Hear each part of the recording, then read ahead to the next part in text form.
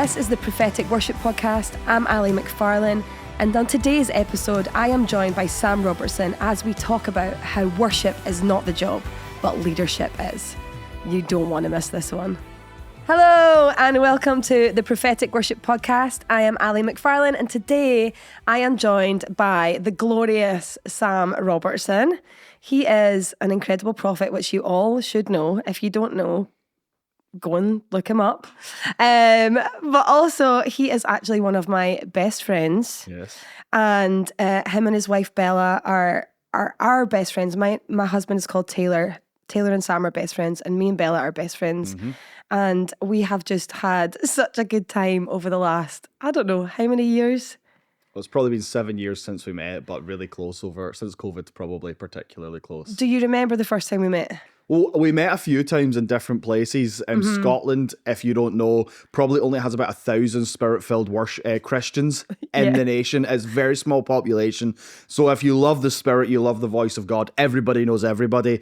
And we're in and out of each other's churches. So we probably interacted several times. But it wasn't until Taylor started joining our prophet stuff that I think we got to know each other. And then you came up and led worship at a few of our events. And, you know, in Scotland, there were only like 5 or 6 worship leaders who knew how to follow the Spirit of God. Yeah. So you only had a small group of people you could pick from. Yeah. So you ended up at all our events. I think that the first time I met you, you were tall, very skinny, and very awkward. Would that be a fair summation? Yeah, probably 2 of those are the same. No, maybe one of those still the same. I don't know. I forgot the list now. Tall, skinny, and awkward. Yeah, I'm tall. Yeah, and the other 2 have changed. Much better. Marriage changes the other 2. I was probably classic overshader, and doing that. Nothing has changed. Nothing has changed. Yeah. Yes, I still like to talk for Britain. But no, that was fun. And then there was a season in our lives where you actually rented our spare room. I did. And then we went into COVID and lockdown happened. And so there was a year of us all just unable to escape each other. We have a 7-year-old. So Uncle Sam was our 7-year-old's favourite person in the world. And I said to him, do we have any funny stories? And we couldn't really come up with one, could we? Well, there's just so many that relate to the podcast. Let's go for a worship one. I'm trying to think. Your pet peeves, what the things that you laugh at me the most about? No, I don't. I mean, I just laugh sometimes. Do you know what? Look, following the Spirit of God, and we'll talk about this more, is a wild adventure. And sometimes we're a bit too serious, and we try to put so much pressure on ourselves. So sometimes I like it when God swoops into a room and you're not quite sure what to sing, and that puzzled look that you have on your face. My personal favorite season was when you took it upon yourself to learn the piano, and now you can play. But at that time, there was a season of time where it was spot the right note in the set versus the wrong. But now we have graduated. And what qualifies me to say that? Well, in the Spirit, I am the most professional level of musician that there is. You are. My spirit can sing. My spirit knows music. My flesh is not yet caught up. No. It's several hundreds of miles behind, but spiritually I like to think of myself as a gifted musician, which is probably not the truth, but anyway. I can actually vouch for that because in the Spirit, I see you as a worshipper. I am. Well, yeah, you are. Sometimes not in a room. No. Sometimes I'm like, Sam, hello, we're over here, get out of the realms. I'm in another But place. when we were living in the same house, you were the person that always had worship music on. The office was at the back of our house. Continuously worship music was playing. And you often are the person who sends me the newest worship song that you think's anointed. If I introduce a song at GPA that I haven't written, usually you're the person that sent it to me. Yeah, probably. And I actually loved that about being around you, was that you genuinely center your whole life around the presence of God and worship. Like, it's a huge part of life for you. I love worship. I love music. I love melody. I love figuring out a way that I can worship God in a fresh, way that day. I love listening to what other people are singing, the stories of where they're at.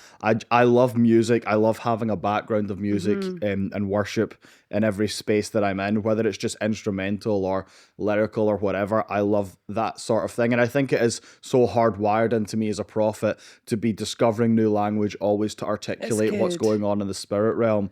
And I do think that is important. We need songs that are evergreen, that will always be anointed, that will always provoke us into worship. We need songs like Worthy of It All that are always pushing us into glory, but we also need songs that articulate the season and articulate what God is doing today. And we need songs that, because we always need something fresh. We are so easily stale and boring as the people of God. We always need fresh language that shoots us up, but actually we need to be able to sing songs that help us anchor ourselves in the season that we're in right now in the earth. You know, how you sing in a time of peace is not how you sing in a time of war. It's not how you sing in a time of abundance. It's not how you sing in a time of shaking or judgment. You know, how you sing in each of those seasons has to be different. And so I'm always looking for new songs that help me anchor myself in God and in truth in a season. And then as a leader, I have responsibility for people. And so I'm constantly thinking, you know, I don't sing, I don't lead worship, but if I come across a song that I think that is good for the people, right now the people need to sing that, then I make sure that you or whoever else has it just in case it works well and is anointed within a set. It's really, really good. I think like for you, I don't actually find many prophets that sit in your level of authority as, you know, as one of the most accurate voices of your generation. I think that it's so interesting that you love worship and why, like if you were going to talk to prophets and to worshipers who are prophets, why is worship so important to the prophetic movement? Why do prophets need worship? So there's several things. I think prophets out of all the fivefold are hardwired to be quite self-focused because we feel things so deeply and we see things so deeply, and we are extremes, so we're all about black and white. We're all about the extremes of what's going on. Our feelings are never middle ground. And so if you are not aware of God, who is so bigger than who you are, that you're literally so minute in comparison to God and just a tiny little piece of what he's doing, really you have an overinflated sense of yourself. And I think for me, worship is this becoming like God, but ascribing him worth, ascribing him value as someone who is always ultimately bigger than who I am. And it keeps me anchored in my piece and my part to play. It keeps me so aware of how trusted I am, how much authority I have, yes, but how small I am in the midst of everything that is going on in the world. So it keeps you humble. And so for the worship, for the prophet, worship is good in terms of your self-management because it keeps you in right perspective of yourself. And I think that's hugely important. I think as well, you become like what you worship. You know, as it Bill Johnson says, you become what you behold, or you become like who you behold. And whatever you give your attention to, you develop those attributes in your life. Proverbs says it in several different ways. One way being, what a man thinks in his heart, so is he. That the focus of your inner world becomes the definition of your reality and of how you live. And so as a prophet, my ultimate job is not to become a better Sam, but to become Christ-like. And so worship is important there. And also I think worship is about learning to follow the Spirit of God. I love the adventure of worship. I love watching what's going on in the realms. I love watching what's going on in the spirit realm and then figuring out how to follow that. And so I think good prophets move in worship and they understand that there's a trajectory. They understand that there's a depth. We're always pushing to go deeper. We're always pushing to fly higher. And so worship is training ground for that as well. I can keep going a million times. No, it's really good. I love the perspective that it gives worshippers when working with prophets that you've just given, because if you're saying, well, actually, I need a reminder of the greatness of God so that I can remember how almost small I am in comparison to his greatness, that's a really good indicator of what prophets love in worship. We love declarative worship that gives perspective of who he is. We love worship that is revelatory in the fact that it gives a whole view of him. We don't love to stick in the vein of like the father heart of worship. We're not really into just singing about Jesus as our best friend. We want the magnitude of who God is and his fullness. And I think that if you're ever a worship leader that is pulled into a prophetic situation where there are many prophetic leaders in the room or prophets in the room, this is a really good indicator of the way that you should lead worship in that kind of space.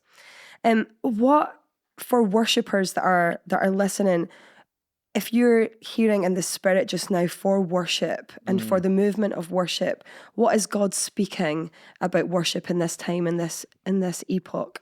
Okay, where do I begin? There's a lot that's going on. I think there's several things. Let me just not speak to the art of writing songs or singing songs. Let me talk to the worshipper as a leader. Good. I believe that the word of the Lord globally right now is that God in his sovereignty is depriving world systems of their ability to lead. He's saying on governments and politics and business, on world human structures, in the previous epochs of time, you were able to muster up some semblance of leadership and of solutions. But right now, I am depriving you of that ability because I want to put on my remnant a greater leadership weight. And my call to worshippers in this season is the thing you need to contend for as your priority is leadership, because your duty in a room is always leadership. You can have your worship time when you're by yourself. You can have your worship time in small group friendship settings. But when you are at the front of a congregation, your priority is leadership. Your priority is to direct. And God is wanting to put leadership on his people. He's wanting to put leadership on prophets, on apostles, on pastors, teachers, evangelists, on worshipers, the ability to lead. And wherever I go around the earth, I am looking for that more than anything, because I believe that you know how to worship. I believe that in the church, nobody doesn't want to worship God. Yeah. You know, Christians, they want to worship God and they do their best. But what I'm looking for is leadership. I'm looking for those who are able to lead a people into worship, who are able to lead a people into encounter. And that is rare. I see it in not many places, to be honest. It's the rarest thing to find is a worshipper who knows how to lead and then actually leads a room and leads a people into encounter. And so in depriving the world of leadership, there is an opportunity for worshippers to lay hold of leadership mantles, of a leadership authority, of leadership understanding, where leaders, the job of the leader is to get someone where they cannot get themselves. And so as a worshipper and as a leader in a room, your duty is to take a people to a place that on their own they cannot get to. So when you are in your private space, when you're in your alone space, you better be pushing yourself into new heights and new depths, because your duty then in the room is to take people that journey as well. And you really are a bridge between people's present and their future. It's really good. And in the room, your job is always about movement and always about transition. I should feel after every worship set like I've met with God in a new way, like I've moved a step forward, like whether that is moving a step forward in my call, or I moved a step forward in the fear of the Lord, or I moved a step forward in healing, or my inner world feels strong, or I'm actually moving a step forward in brokenness in terms of I'm letting it out. I'm letting myself be broken before God, and I was led into that place.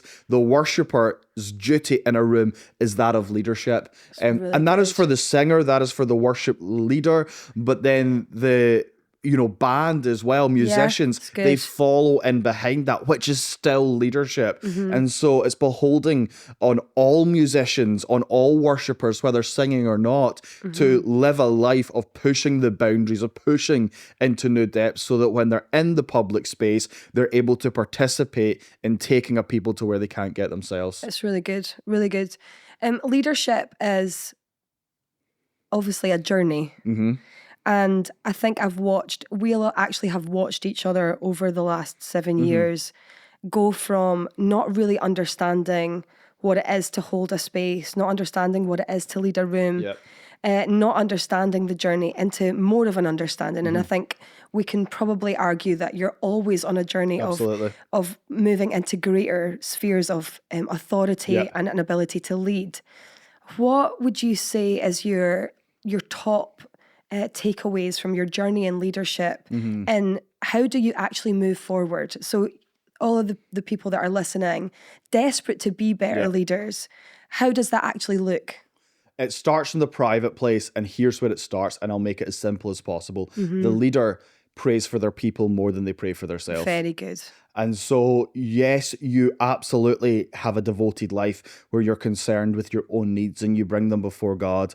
But I think the leader so understands my life is not my own. I am a bridge, I am a leader, I'm a spearhead, whatever that looks like for all of you. And you pray for the people more than you pray for yourself. And so the worshiper without a leadership thought comes to the worship set, and before that their prayer life looks like, God, help me, give me strength in my voice, help me be able to follow you, help me be able to know what you're doing in a room, help me be able to sing the songs that need to be sung. But the leader comes in and says, help me lead your people well, help me to be able to bring the people into a deeper encounter with you, give me the songs that the people need to ascend, give me the songs that the people need to sing to be able to advance into glory. And you see, even there, when you start to think in that sort of way, you actually very quickly start to develop leadership thoughts. And I've always had it where before I preach, before I lead in a room, before, particularly when I travel, whenever I am in a car or a plane or a room getting ready to take a public place,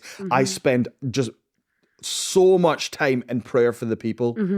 And yes, I have this sense of I need to be right, but that should be my life anyway. Praying for myself should be my life anyway. You know, in devotion, that should be routine, disciplined rhythms. But when I'm coming to take a place, there's this understanding of, if you pray for the people more than you pray for yourself, you will instinctively and impulsively develop leadership thoughts where you're understanding that your life is not your own.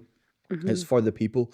And so leadership is all about that. Give me the songs that the people need to sing. Help me lead the people well. And because whether you like it or not, people are looking at you.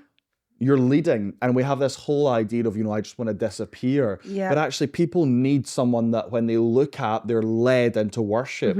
And so it is, rather than make me disappear, it's the Mary prayer of, my soul magnifies the Lord. So let me so understand my responsibility that I magnify God in my leadership, which makes people worship, or whatever it is. I mean, that's a key not just for worship leaders, that's a key for any leadership responsibility whatsoever across the board. It's really good. And I think God has been speaking to me recently about being a blind leader. You can't actually lead if you're blind. Absolutely. And I think for the worship movement, there has been a reliance on the other gifts in the room and the leadership of the other gifts in the room. And so instead of seeing and having my own revelation, I'm reliant on the prophet in the room to have the revelation and to see. And while there has been a grace on that for a season, the better thought is that as a leader, it's my responsibility to have my own revelation about what's happening in a space. It's my responsibility to be able to see, because blind people cannot lead a people into new places. And so, we would just really love to encourage that within our listeners. Would you mind just like blessing them? Just whatever you feel as we just finish this podcast. Absolutely. I want to say this: leadership is the job. Leadership is the thing you need to grow the most. Worship should be, look, you can only grow worship in beholding God. It's such an easy thing to grow. Behold God, see God, read about God, you worship him. Leadership is a little bit harder to grow because it does require ability. It does require education. It does require discipline in every way. And I think I would encourage you as worshipers, and I know that our listeners will love God and will want to be worshiping him. It's not just how can I worship better. If you're called into that role, your job is to, how can I lead better? Very good. And so genuinely you're listening to leadership podcasts as much as worship podcasts, you're reading some leadership books, you're following some very gifted leaders and watching their life and listening to their top tips, and you're cultivating that mindset of leadership, you're reading the scriptures of leadership, and that is your journey so that when you get into a room, you're able to take people where they cannot get themselves. So I bless you to grow in your leadership. In Jesus' name, amen. Amen. Thank you so much, Sam. No problem. Thank you for listening to the Prophetic Worship Podcast, part of the Global Prophetic Alliance. If you want to stay up to date with everything that we are doing, you can follow us on social media at GPA Worship. You can also find all of our music on every streaming platform under GPA Worship. We will see you on the next episode.